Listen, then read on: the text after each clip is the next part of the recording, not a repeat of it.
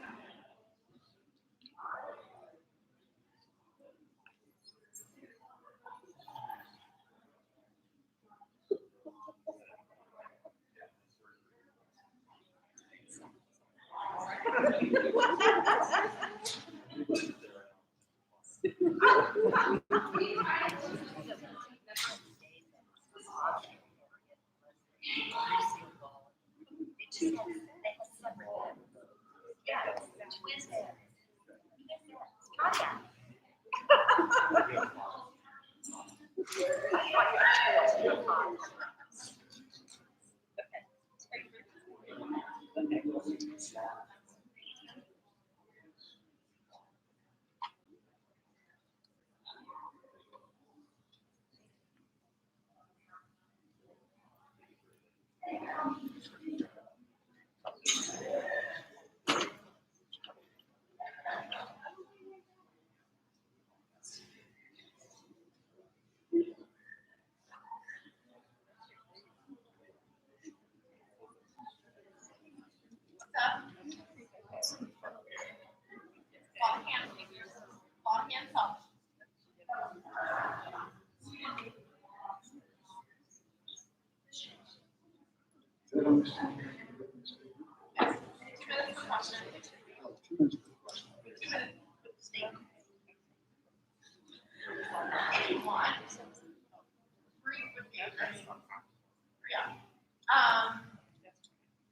We should be wrapping up at 12 questions. We should be wrapping up right around 7:30. That was the planned goal. And we don't use 2 minutes per question. It'll be a little shorter than that. So.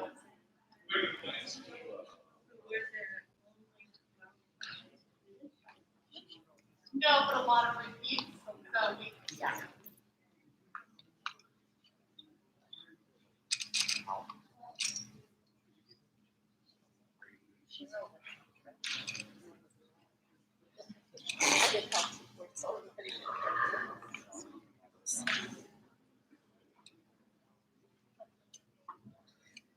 If you want to come in here and hold your phone, it's making me nervous. Cracks on it, so it's not making a difference.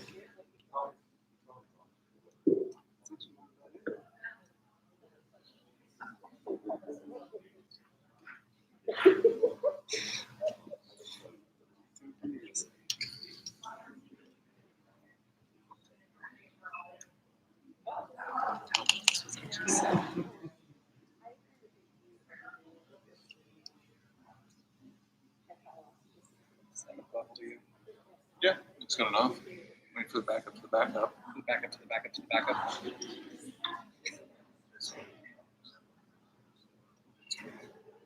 Oh, is it? I bet you know. It's holding your home key. You gotta turn your face up. You need to get in. It's my inversion. So. All right. And then I'm gonna go. I saw some charging cables in there, so I'll go get a few extra and put both these in. Great.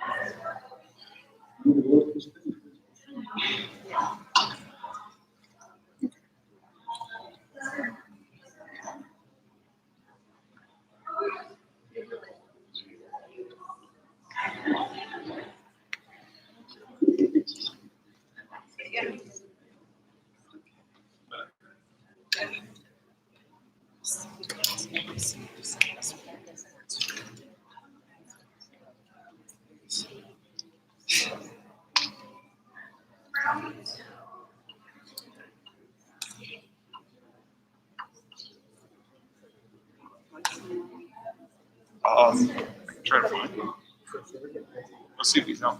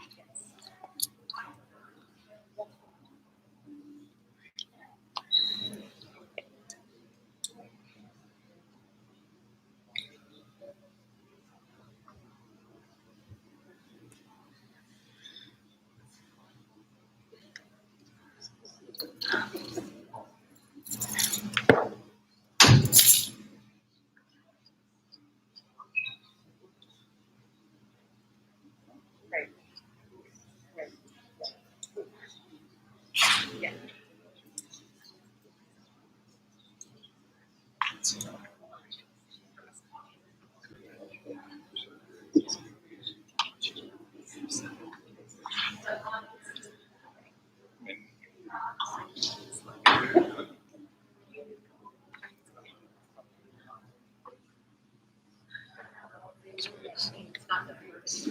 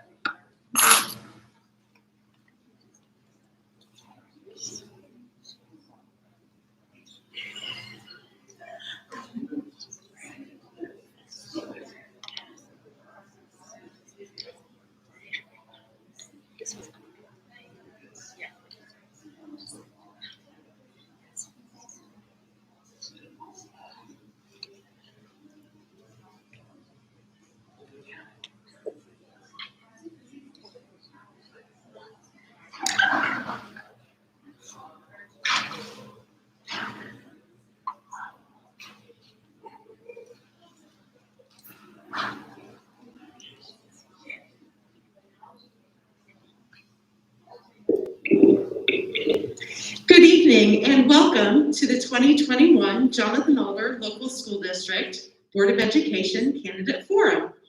My name is Cheryl Manbeck. I am the Elementary Music Specialist at Plain City Elementary School and the current president of the Jonathan Alder Education Association. Before we start this evening's forum, I would ask that you please take a moment to silence any electronic devices out of respect for our candidates and fellow audience members. Let's begin by introducing the 4 JA School Board candidates on the November 2nd ballot. Mrs. Mary Jo Boyd, Mrs. Erica Detweiler, Mr. Shannon Faust, and Mrs. Sonia Walker. Each candidate may now provide a brief opening statement. We'll start with Mrs. Mary Jo Boyd. Good evening. I'm an older grad, as are my children, my family, my husband's family, and my husband. We have deep-seated roots in the district and in the community. I am loyal to and love this district as much as anybody here. I take my position on the board very seriously and have always prided myself on being able to look at all sides of an issue and vote fairly without bias. I vote with my head and my heart, knowing there are always two sides to every issue, and not everyone will be happy with the outcome. As a board member, I have always felt that it's my responsibility to do what I feel is right for the students, the staff, and the community, and not what may just be the most popular. The district has been very fortunate in the past to have the support of all the community. Unfortunately, the pandemic has divided the community for a number of reasons. We have had to do remote versus in-school learning, and our latest division is due to the mask, no mask issue, which has become the focus to some extent of the campaign. This has not only our district affected, but all the districts in Ohio and across the country. As a board, we have to provide oversight to ensure that all 2,300 students receive a quality education in a safe environment and do what we feel is best interest of all the students, not just those closest to us. We also owe it to the district and the community to remain fiscally responsible and continuing to address our potential growth. That is what I have always tried to do and focus on. I always believe that being a board member means showing up for our staff and students, which is why I pride myself on going out to games and events and to show my support for the Scarlet and Black like I always have. So in closing, I would be honored to continue serving my community and district on this board, and in doing so, I promise my unwavering commitment to helping both thrive and stand at the center of excellence and integrity. Thank you. This is Erica Detweiler. I was the kind of young woman who believed that the town I grew up in is the place that I would always live. But God had other plans for me, and I ended up here in Plain City. So it is no small thing that I now view this as my hometown for the last 21 years, and I would never want to go back to the town I came from. This community is one with deep connections to each other and to family. It is one of sticking together, working together, caring for and supporting each other. It is a community that is welcoming and one that I am proud to be a part of and that my children and husband have grown up in. I have a deep love for children, especially the children here in our community. I have entertained dreams of someday being able to impact the lives of many of them in a more tangible way, and was just unclear of what that could look like or how that could be possible. It occurred to me recently, since I've decided to run for school board, that this position could possibly be the way that some of that dream comes to fruition. Many children spend more waking hours in school during the weekdays than they do in their own homes.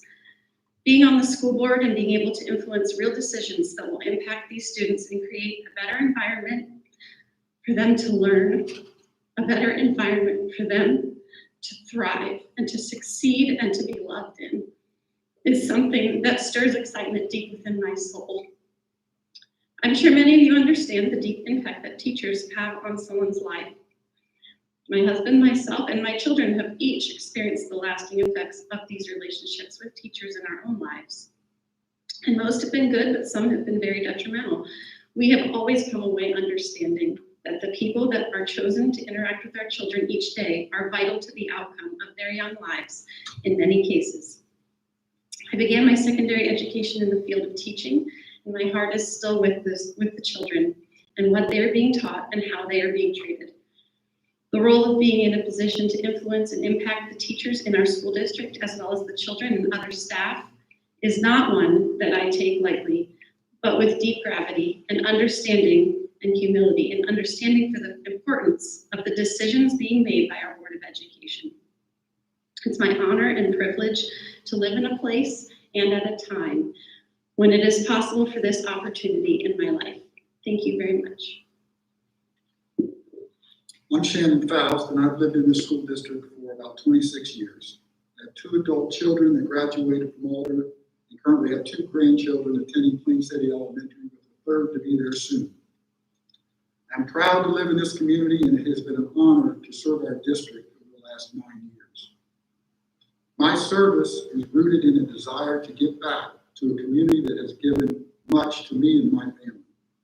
I have no political aspirations and no agenda other than to continue to strive to make Jonathan Alder the best school in providing quality educational experience for all of our students. To me, there are 4 pillars that make up a great school district. First is our students and our families. This community is made up of hardworking families that value a quality education. Second is hiring, investing in, and appreciating great teachers. We are lucky to have many fantastic teachers. Third is the administrators and support staff.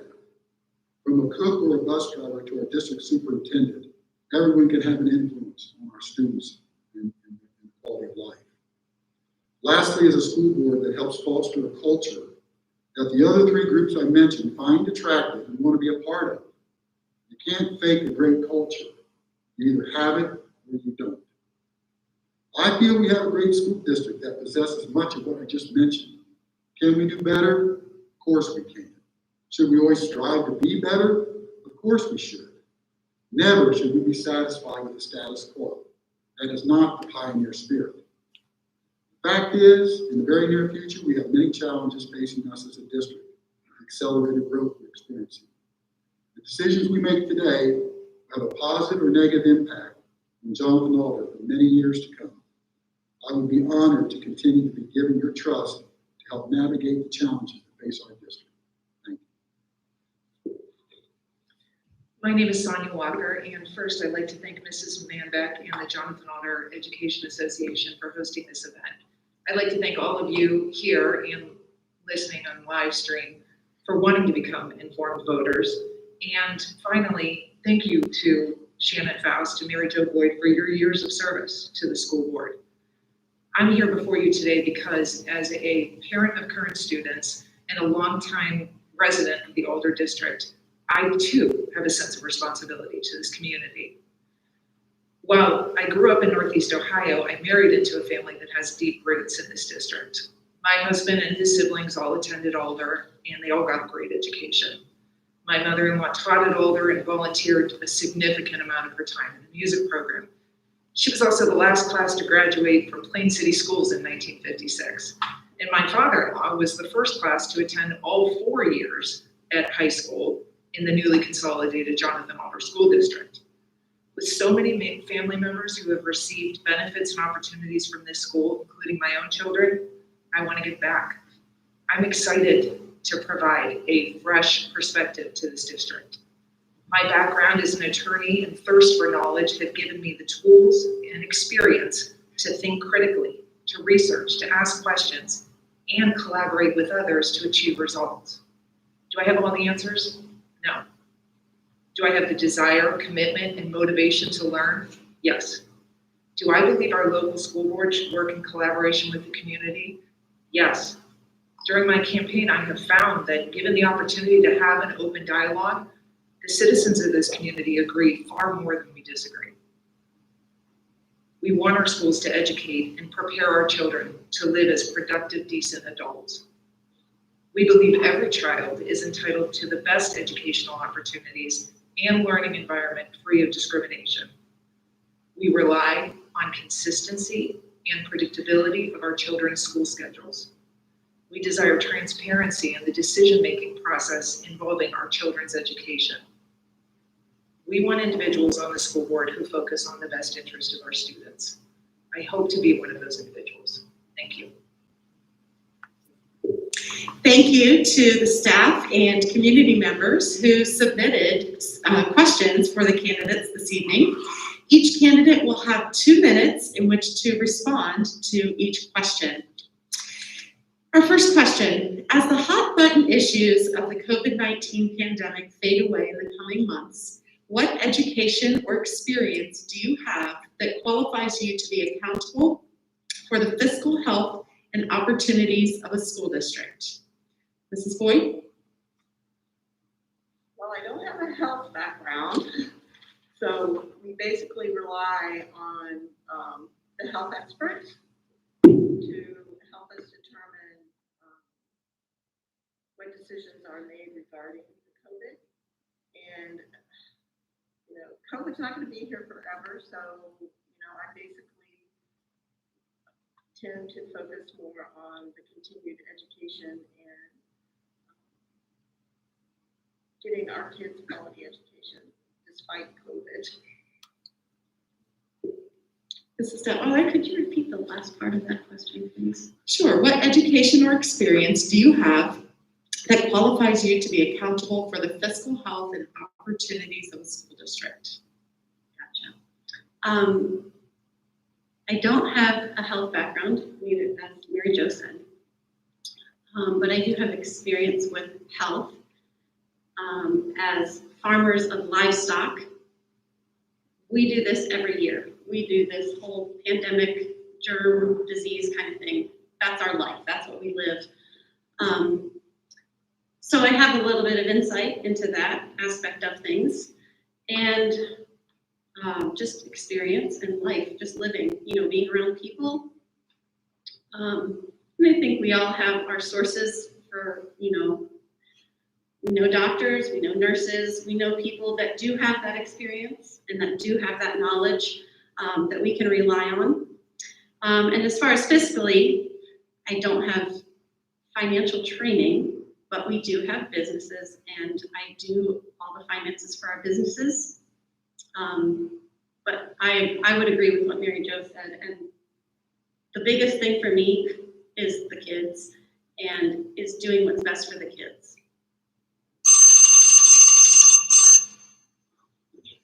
Right on.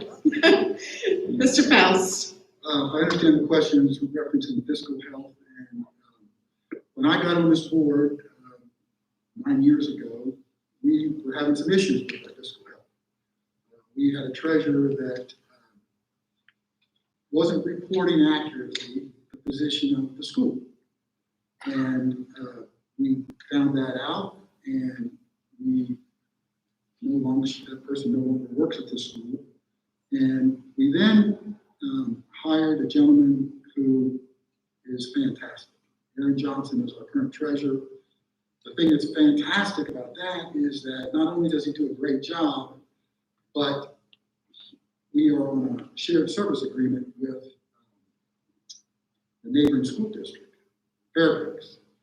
So we get twice as good service to this district for about 2/3 of the cost that we originally got. Every year we save, and I don't know the exact number, but it's tens of thousands of dollars that we can reinvest in the school because we're not spending it on that area, and we're getting fantastic service there. So along with that, I answered in my questionnaire, I think the state of Ohio has done a disservice to the schools in Ohio for many years. The pie is not big enough, and whenever we need to balance the budget, where do we go? The schools. That's where we take the money. So I think that when we got school people that don't have high-speed internet in Ohio, we have kids that don't have air conditioning. It's 95 degrees out. They got to go to school with no air conditioning. This is not 1950, it's 2021. And so I think the state of Ohio needs to step up, make the pool bigger of funds for our kids, because I think it's the future of what's going to make our country great, is giving great education to our kids. Thank you. Mrs. Walker? So this question is about fiscal health. What education or experience do you have that qualifies you to be accountable for the fiscal health and opportunities of a school district? Well, I do have education and experience on researching, reading, and learning. And I know that given the opportunity, I can work with both the treasurer and the superintendent to establish or provide oversight to what the current fiscal responsibility of this school should be. I don't have a fiscal background. I don't have a finance education. I do run a small business, but beyond that, I'm looking forward to learning more. Thank you. Our next question. Would you support placing a levy on the ballot in order to generate local revenue to support the district? And how would you address the consequences of a failed levy? This question will start with Mrs. Detweiler. I would say that I couldn't answer definitively whether I would or wouldn't, because I think it would have to be per the circumstances. Whether it was what was best for the school at the time, under what circumstances the levy would be placed, what funds or taxation are we going to draw off of for that levy? I think that's just, it feels like a very broad question. In general terms, I would probably defer to not using a levy if we can find another feasible means to finance whatever it is that we're trying to do, in the district. I think grant writing is really a great resource that can probably be tapped into more. I know when we got our new principal at Monroe, she opened things up at that school by writing grants. And so I was able to see that firsthand. So I think that would be a really great avenue to explore more further. Have some people writing some grants, but yeah, as far as yes or no, I would say it depends on the circumstance for me. Mr. Faust? If it was deemed necessary that it was necessary to raise additional funds, then I would support that. I think this school does a fabulous job with applying for grants and getting as many grants. They spend countless hours and a lot of time and energy trying to find money for our kids. It's not for a bonus for them, it's for our kids that they do all this. And if for some reason a levy wasn't passed, and then you gotta make some hard decisions. And it's not easy, and we made some of those recently during the pandemic, and those are tough, hard decisions, because these people that our school district have worked there a long time, many of them provide a great service, but when it becomes time that you're not getting return on that investment, then you have to make a hard decision for the benefit. Mrs. Walker? Our district has spent less per student than many neighboring districts and has consistently received pretty high markings in the state of Ohio. And at first glance, I think that sounds impressive. And I'd like to learn more to see if there's a way, if for any reason it's not impressive, or for any reason that needs to change, or we need to spend more per student. I don't know the answers to that. I do think that it would be important to examine all avenues. Of course, I would support any levy that was necessary to continue providing services to our children, or even if our district grows, as it grows, if we need more funding. So the answer is yes and maybe. Mrs. Boyd?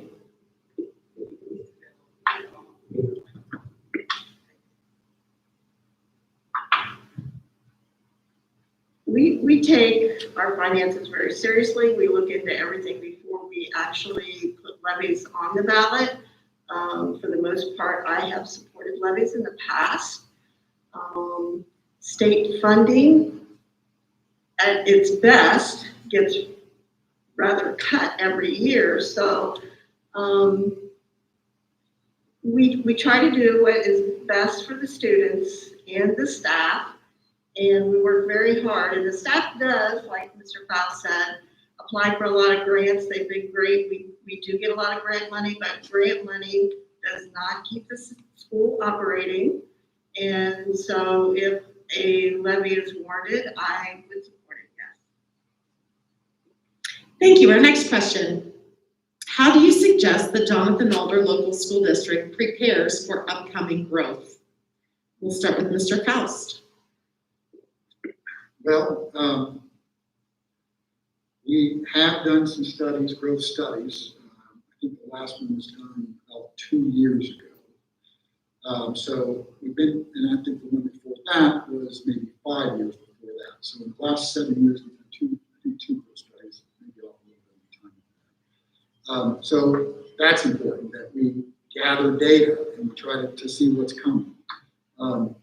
The other thing is to form some strategic alliances with some of these groups that are coming in. We've had several meetings with MI Homes and some of these others to, again, negotiate things that would be in the best interest of our students and our school district. And then you got to plan. I mean, it takes a lot of planning, and you have to be out in front of this stuff because it's hard to catch up. And so we have to be ahead of the curve when it comes to what the needs are going to be of this community so that we are there and prepared to deal with the needs when they arise. Mrs. Walker? I think the growth studies are important also, and I think a 2-year growth study, or one done 2 years ago, needs to happen again because the growth is coming and it's coming rapidly. And then dependent on those results of those studies, I agree with Mr. Faust. I think forming alliances with builders in this community would help us understand how we can have a role in the growth of this community as the school district board of education. I also would be in favor of reaching out to other districts to see how they've handled rapid growth and to see what worked and maybe what didn't work, because knowledge is the key to preparation. Mrs. Boyd? As Mr. Faust has said, we have done studies. We did do a study a couple of years ago, which showed that the growth was pretty well flattened. But with all the new housing coming in, we know that is going to increase the growth of the district. And we have been looking at more studies on that, and we will adjust accordingly. Mrs. Detweiler? For me, I think it would be helpful to start looking at some of the more practical ways that this would actually play out or look. I think building size, I think building logistics, like, can we add on to certain buildings? Do we have to look for another site for another building? How much is this going to cost? Is it more practical to add on or build new? Just kind of those sorts of things. For me, I think it would be beneficial to dig into some practical numbers. How does this look? You know, what are the numbers of projections for kids that are coming in?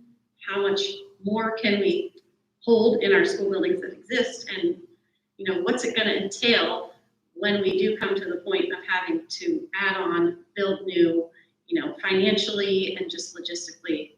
I think, yeah, like everyone said, it's going to take a lot of planning. But some of that initial stuff I think would be helpful to do now. Our next question: what is the role of the JA Board of Education as you understand it, and what do you believe to be the most important issues facing the district? We'll start with Mrs. Walker. Well, the role of the Board of Education is to be the policymaking body for the district. And also the board members are the liaisons between the district and the community. Also, it's our responsibility to supervise and provide oversight and collaborate with the superintendent to help establish goals for the district and monitor the progress of those goals. And also maintain focus on the academic success of our children. I think the last one is the most important goal for this district, is to continue to maintain success or maintain focus on the academic success of our children. Mrs. Boyd? I agree with Mrs. Walker. The responsibility of the board is to provide oversight of the superintendent and the treasurer to make sure that we continue to be fiscally sound. We do not create curriculum. We have experts that do that. We do review some of the district policies, but again, we have help with those. And I think, you know, our most important role is to ensure that all of our students get a quality education and just provide oversight for that. Mrs. Detweiler? Could you also repeat the second question? Sure. What do you believe to be the most important issues facing the district? So as far as the role of the Board of Education, number one thing is to make sure the kids are getting a great education. And practically, we work with the superintendent in order to make that happen. Was that like? Okay. And then the biggest issues facing our district, I think growth would be the one that we touched on in the last question.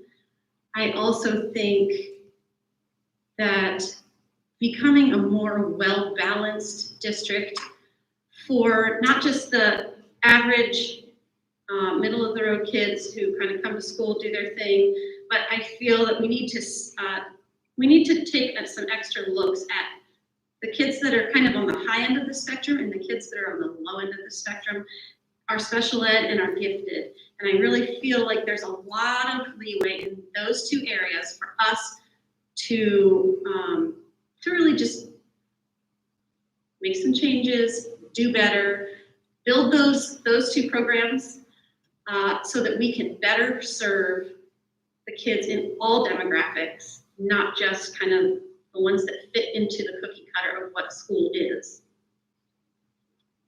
Mr. Faust. I think the role of the board is to hire a great superintendent and provide feedback and counsel, to hire a great treasurer and provide feedback and counsel. I'm not an education expert. They are. That's what they've been educated for. That's what they've committed their life to.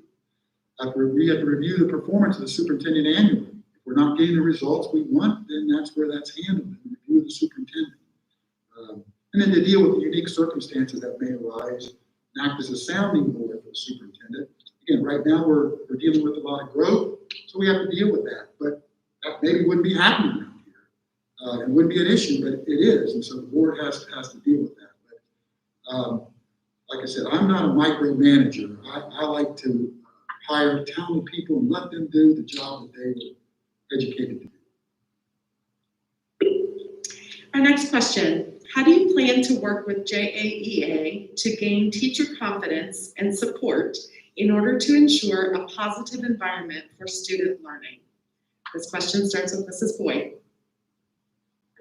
Actually, we have, since I'm currently on the board, we do work closely with JAEA.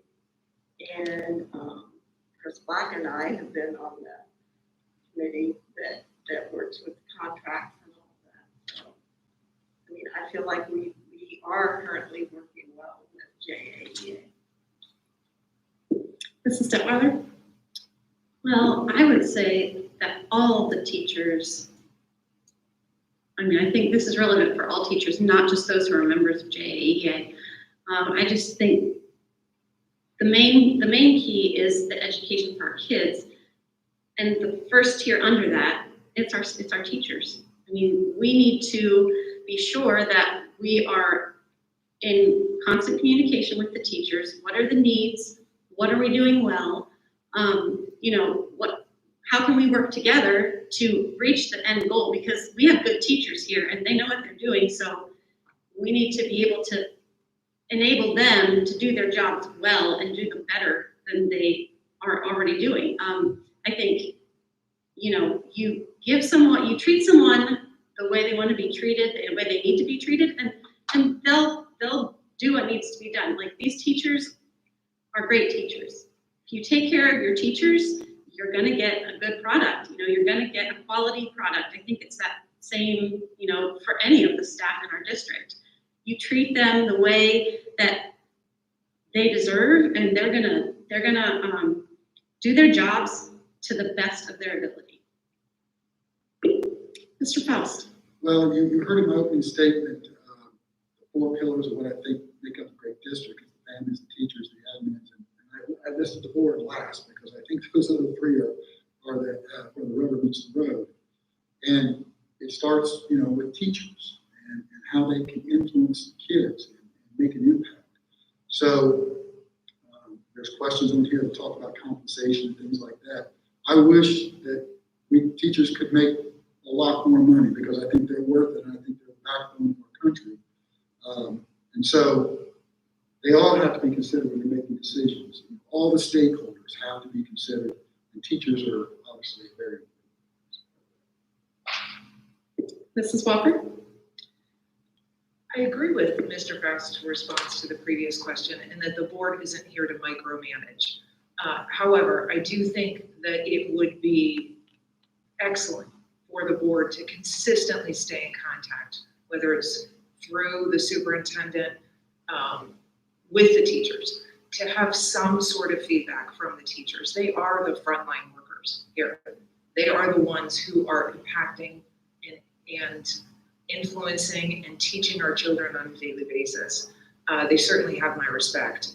And I would place them in their opinions and their feedback at a very high level. And I have an interest in learning more and collaborating with teachers, and because ultimately a good, positive school environment involves a culture where teachers do feel appreciated. They feel like they are being heard. Our next question. Our panorama data has shown that JA students report a low sense of belonging. The district has made significant progress regarding behavioral health services over the past several years. How do you plan to support the continued work of addressing our students' social and emotional learning? We'll start with Mrs. Detweiler. Good question. I feel like I would need to do a lot more work with, the current programs that are being implemented and talk to the experts in the behavioral field. I do understand the sense that children say they don't have a sense of belonging. And I think that is a really tough thing because our district has such a wide demographic of socioeconomic, of just family life, of it makes it difficult to approach differences between kids when there are such vast differences. But I just think something that's really important is for them to know each other on a basic human level without highlighting the ways that they are different, because when you know somebody, then the differences don't matter. You can find similarities, you can find common ground. And I think finding a way, this is actually something really dear to my heart, and I have really thought about this a lot, and I would love the chance to work with staff, teachers, professionals to find the best way possible for kids to connect with each other in real ways so that that basis of relationship is there. Because when that is solid, then all the other stuff that divides us no longer holds the weight that we thought it did. And we can see people for who they truly are and not just who we think that they are. Time's up. Thanks. Thank you. Mr. Faust? Well, I'm sure glad I'm not growing up in today's times, because I always tell my grandkids, it was a lot easier when I grew up. It's tough on these kids today, and I think a lot of it has to do with social media. So easy to say and do things that when I grew up, you couldn't do it. You wanted to say something to somebody, you had to walk up to them and say it to their face. And today, you can do it and hide behind your computer screen. So I didn't have to face that. Those are difficult things that the kids have to face. I think in this country and in our community, we still have a stigmatism about emotional health and how we deal with that. And sometimes we don't spend the resources and energy that we need to. And to me, it's as critical as physical health. But it has the stigma that, oh, well, this and that. So I absolutely think we need to strive to make seeking that kind of help easier and not a stigmatism behind it or anything. Promote that, and because it is hard today, and there are a lot of challenges that the kids face that we didn't have to. And so I would support more effort to try to, which we have. We tried to bring in additional resources from some other counties and more staff and support people to deal with some of those issues, but we need to do more. Mrs. Walker, Can you repeat the question for me? just the final question, the end of it. How do you plan to support the continued work of addressing our students' social and emotional learning? No, I'm sorry, the first part. The first part, sure. Our panorama data has shown that JA students report a low sense of belonging. The district has made significant progress regarding behavioral health services over the past several years. How do you plan to support the continued work of addressing our students' social and emotional learning? Okay, I guess I'm confused because I thought the panoramic data was just, the surveys just went out. Are the results back in for this year yet? We've had panorama data for a number of years. Okay, so you're referring to not this current year. This was a submitted question, so I'm not sure what data they were using. Okay, so I think probably one of the most important things is to allow our children to have consistent in-school education. That would help with their emotional well-being. Also to be able to see the smiling faces of their teachers, the comforting smiles of their friends. I think what the school has done successfully so far should be continued.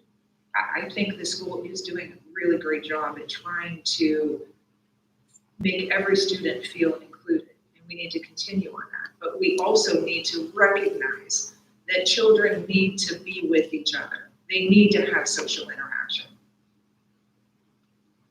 That's it. Thank you. Mrs. Boyd? I think we've tried to allow students to blend more and be together, and we've hired we have counselors and mental health experts that try to meet all the needs of the students. But again, like I think everybody else, I think in today's environment with all of the social media, kids gravitate more to that than they do each other. And so I think we need to do a better job of getting students to come together and actually talk to one another about it. Thank you. Our next question. An effective school board member is committed to public education for all students.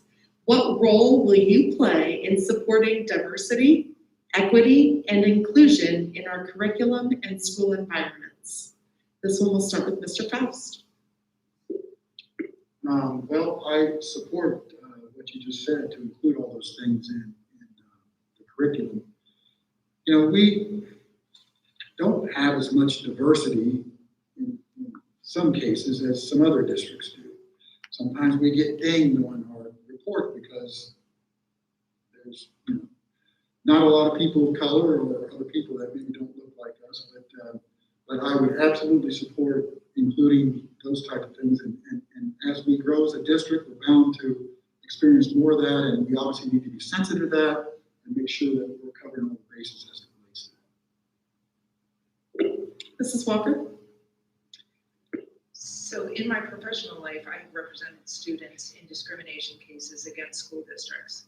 I take it very seriously, my job to help make sure that every student in this district feels safe so that they can have a harassment-free learning environment. As far as supporting diversity, equity, and inclusion, I fully support every child's ability to have an equal opportunity to get the best education they can. And our school district's role in making sure that happens.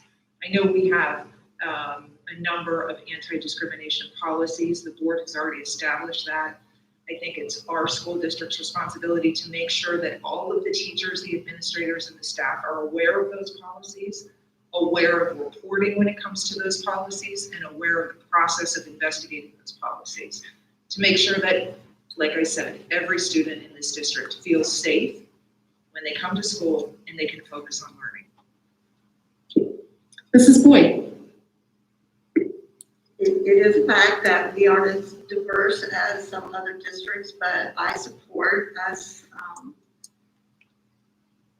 the same education for all 2,300 plus students. And I think, our teachers do a good job of making sure that all students are treated the same.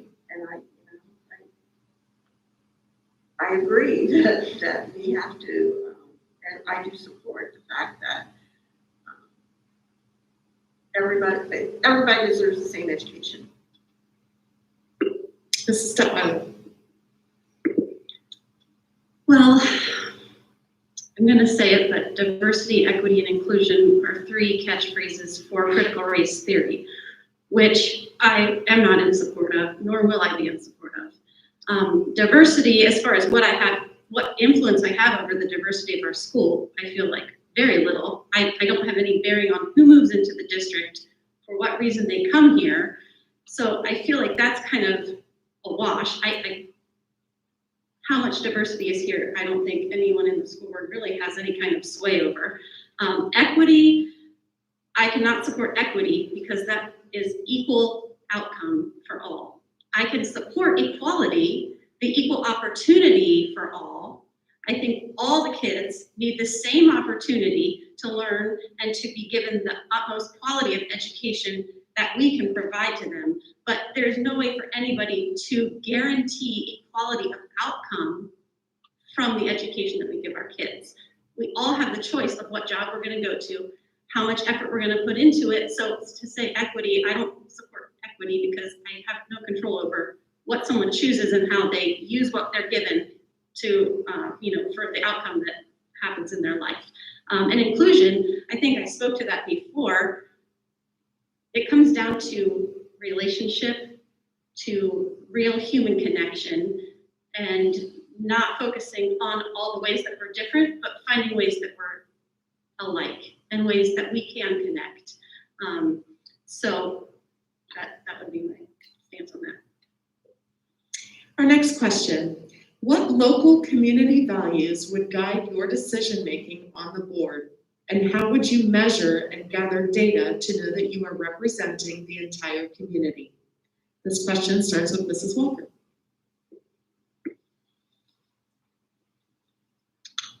I believe this community values family. I believe parents want to be involved in their children's education. I believe it when I see our stadiums fill up for football games, no matter where our teams go. I believe it when I see parents show up to parent-teacher conferences or the open school night. I think in this community, parents want to have a role in their children's education. They want to be informed of what's happening with their children's education.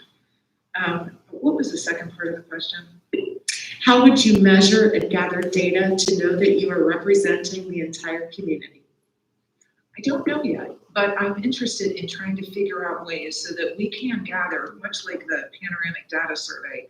I'm certain with technology today, we can send out questionnaires, whether it be online or in writing, and gather the opinion on certain issues, or even overall what the culture, what the people in this community want the culture of their school district to be. And then you take those and you figure out where the consensus is. What can, not everybody's always going to agree. We're always going to have outliers, but I still think first and foremost, the people in this community want to be involved in their children's education. And that's the value that I support. Mrs. Boyd? Sure. What local community values would guide your decision-making on the board, and how would you measure and gather data to know that you are representing the entire community?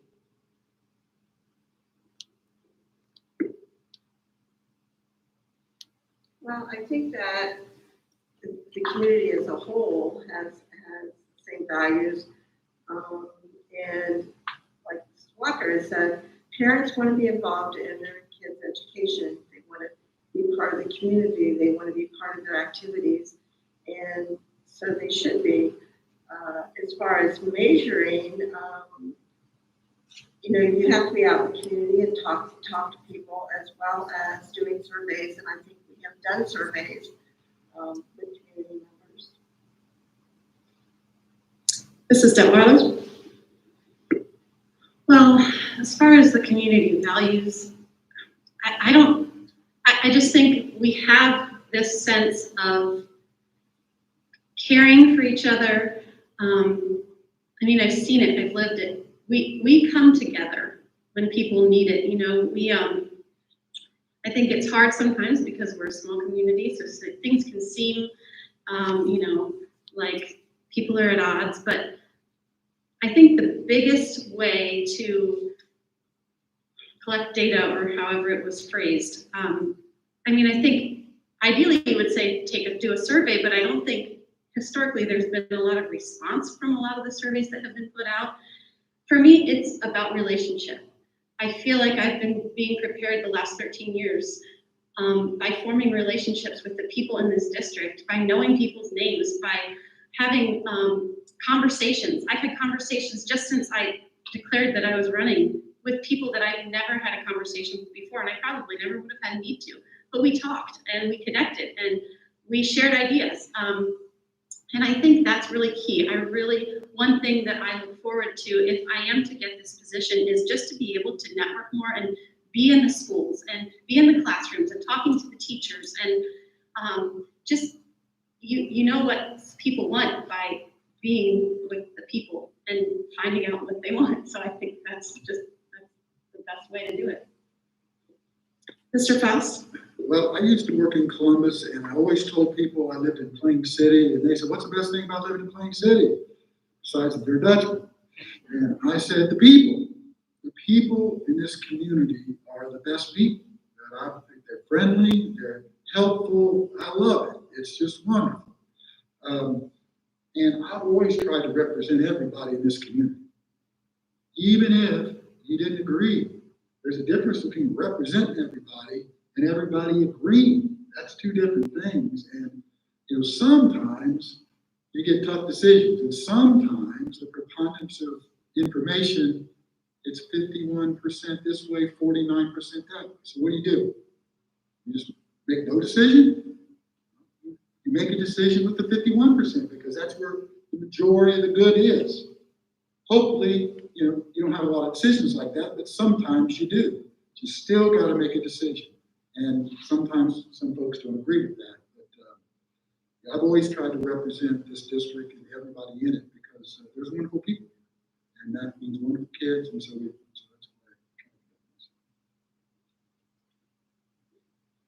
why Our next question, how would you support the arts and funding for the arts in our schools?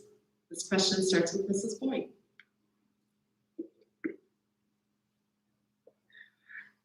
Well, that's a hard one.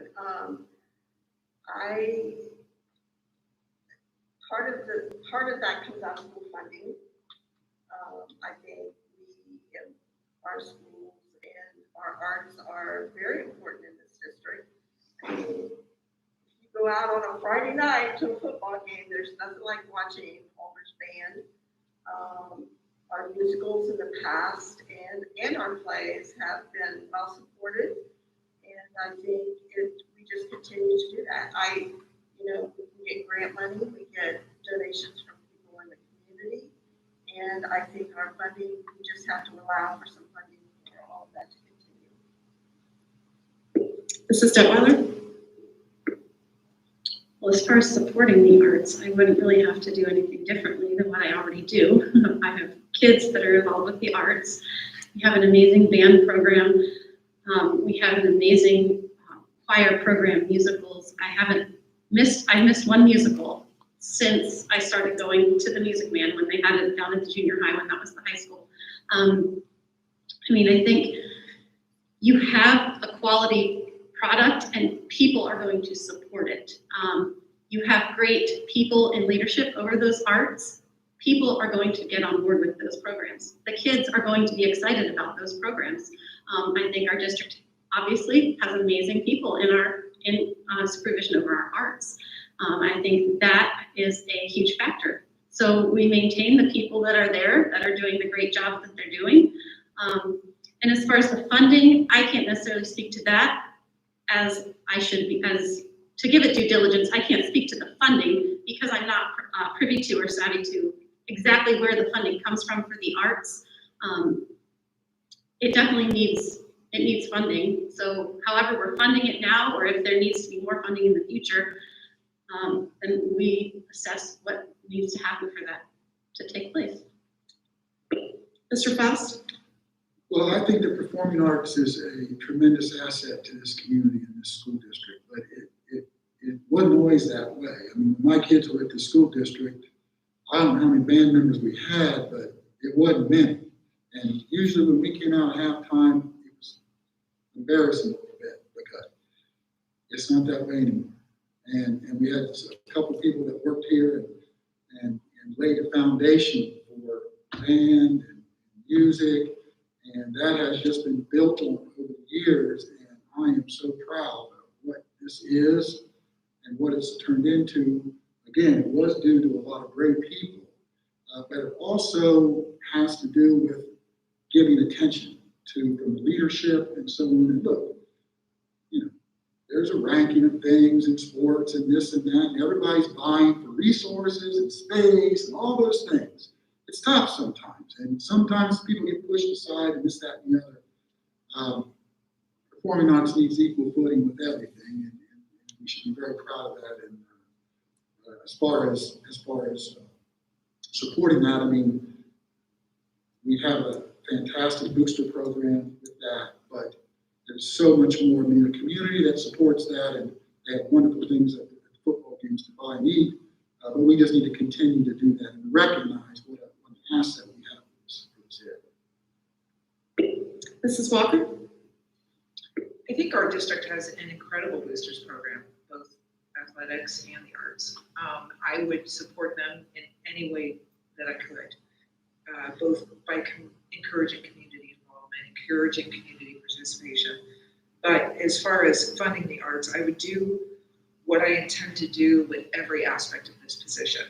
I would ask questions, I would listen, I would seek answers, I would try to find solutions, asking people who know more about funding than I do, asking people who have more experience with funding than I do. And then I would follow through on a plan to increase the funding however we possibly can. And I would encourage the people who are in roles in the arts in our district to spend time trying to do what they can do. I would support them in every effort. Thank you. Our next question. What are specific ways you intend to support our LGBTQ students and staff? This question starts with Mrs. Detweiler.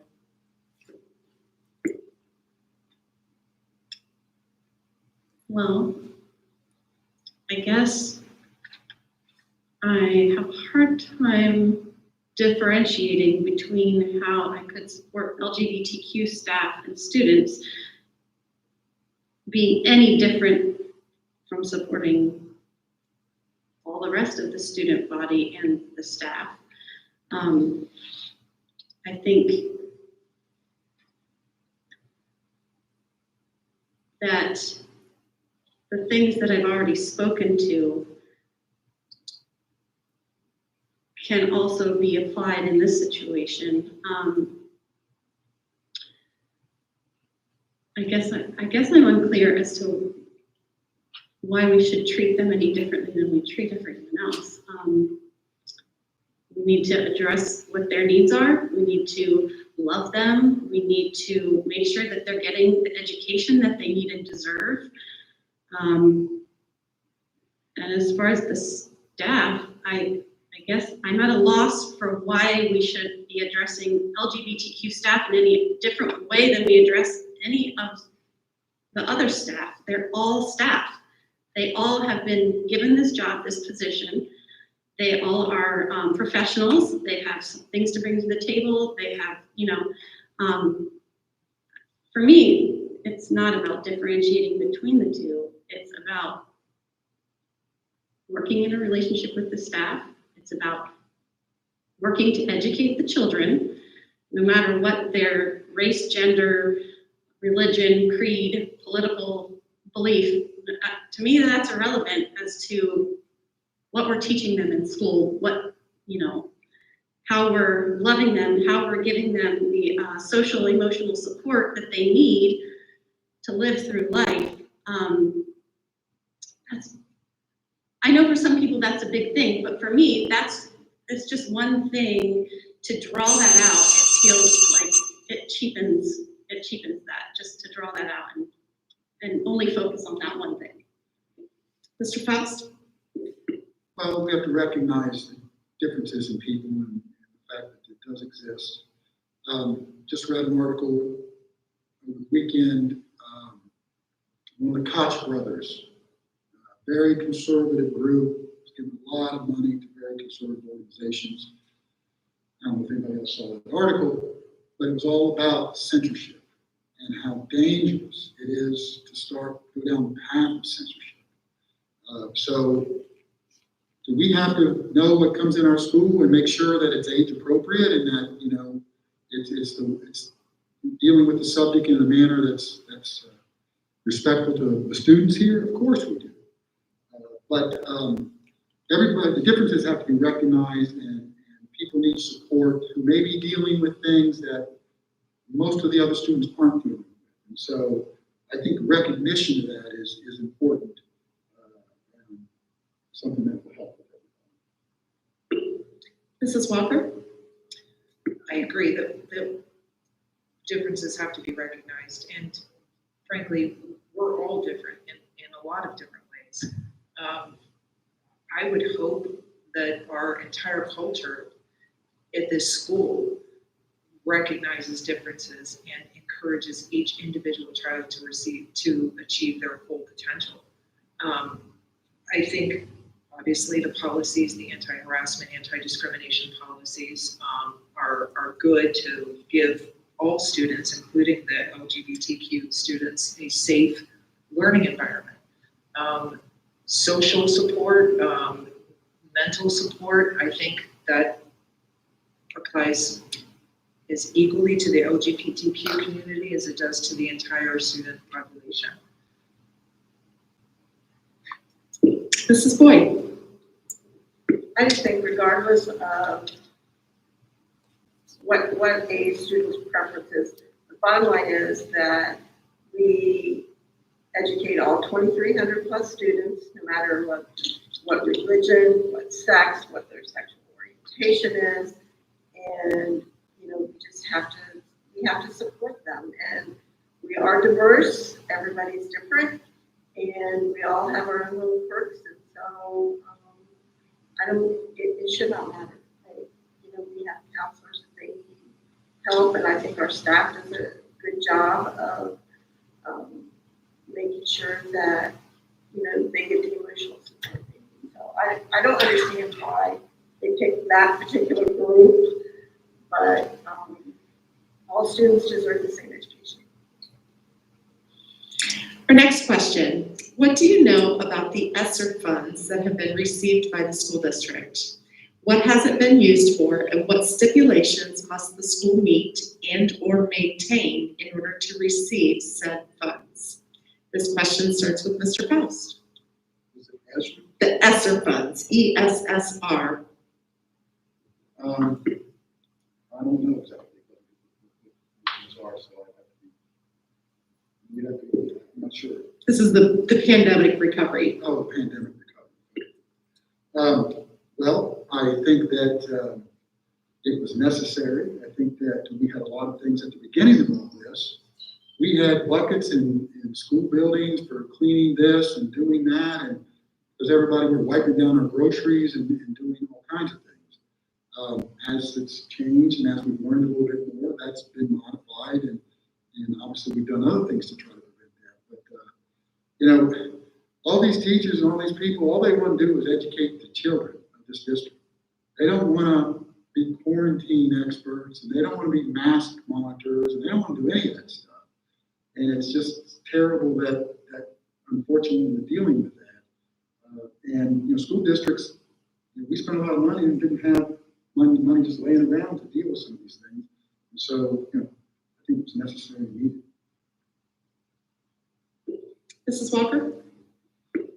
Well, I don't have any personal knowledge of what the school received in ESSER funds or what it is used specifically the ESSER funds for.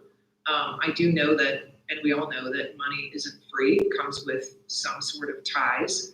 And before I would accept any money, purportedly free money, I would look very closely at what that obligates our district in the future. So specifically as to our school, I don't know. Mrs. Boyd? I wasn't really familiar with what is that, ESSR?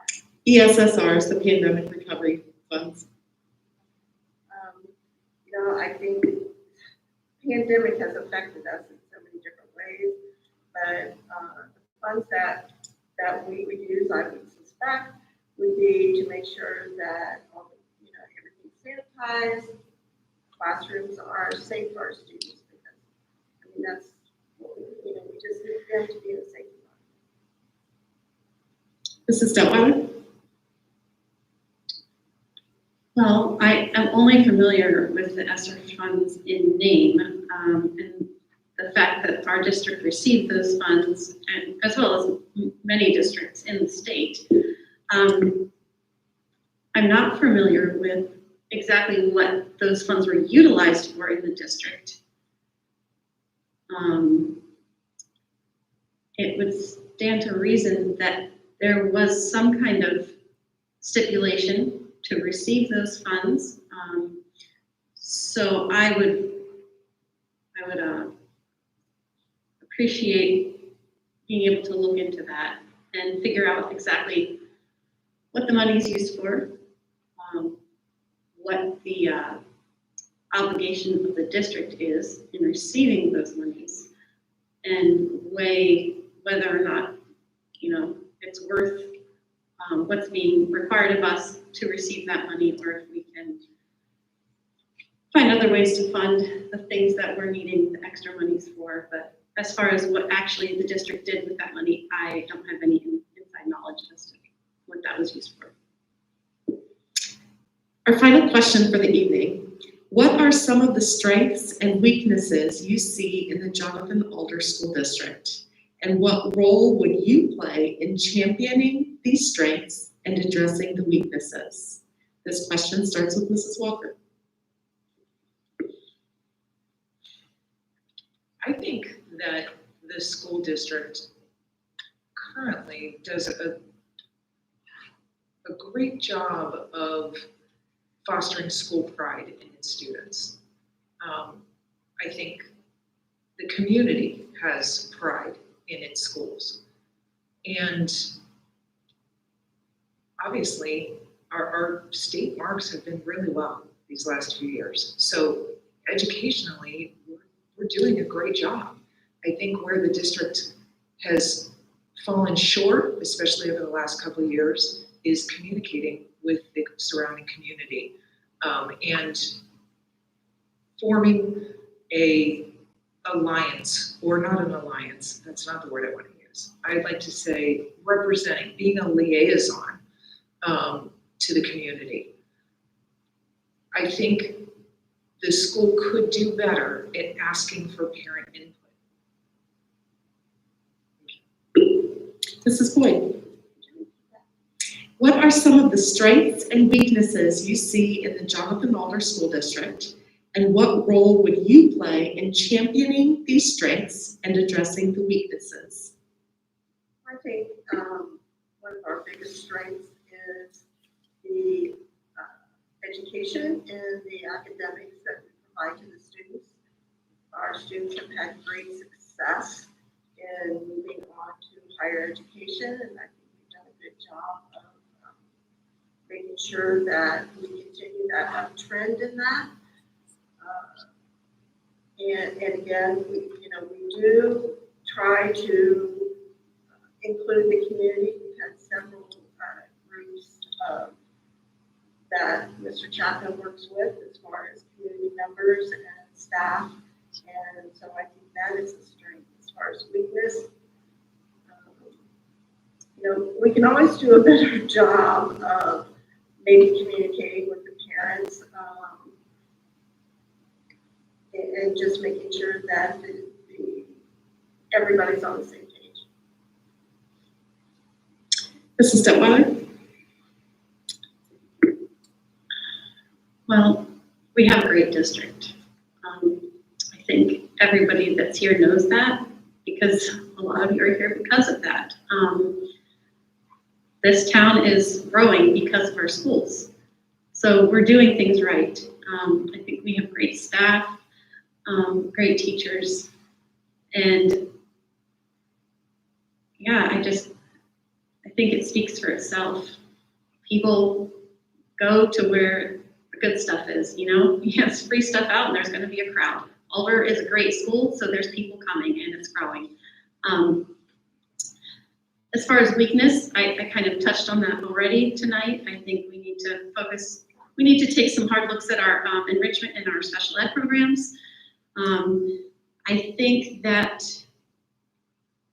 we need to continue to be diligent about hiring people that are invested in the community, that are experienced, that do a good job at what they do, and that love the place that we live, because they're going to be more invested in doing their job well and teaching the kids in our schools.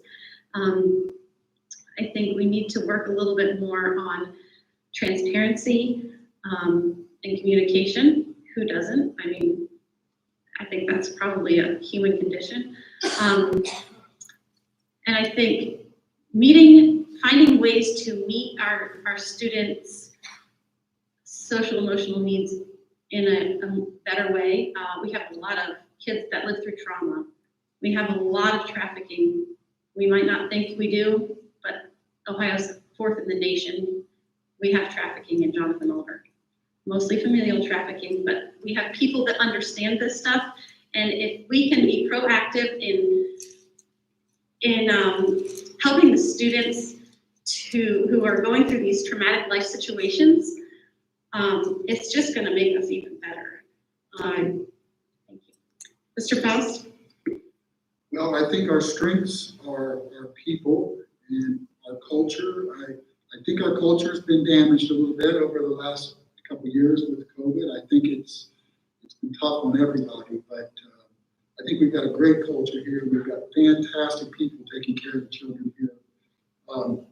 I kind of disagree with the board being the liaison to the community. I don't agree with that. I think it's the school and the superintendent. We have our numbers out there. People can call, people can talk to us, but I don't think we should be the liaison. I think that's for the principals in the school. They're the ones that are with the parents. I can't speak intelligently about stuff that's happening to a parent. So I shouldn't be the liaison first. If you want to talk to me about the direction, absolutely. My phone number's out there. I know there was some confusion with that because I just dropped the landline, but I think we got that straightened out now. And then communication-wise, I mean, weakness-wise, of course, communications. I mean, you can never do enough. You talk to any company, anywhere, they'll always tell you we got to do a better job of communication. And Jonathan Alder is no different. Hindsight's always perfect, and when things don't work out, you've got, God, I wish I would have done this, I wish I would have done that. We've got to continue to strive to find ways to make sure we're communicating well.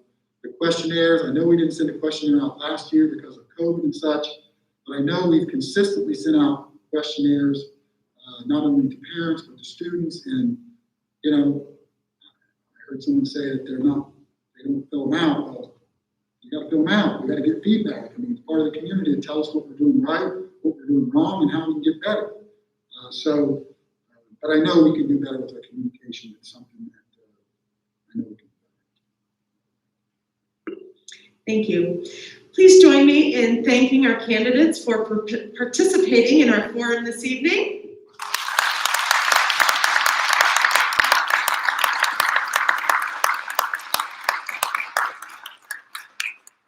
And thank you for joining us for this informative evening.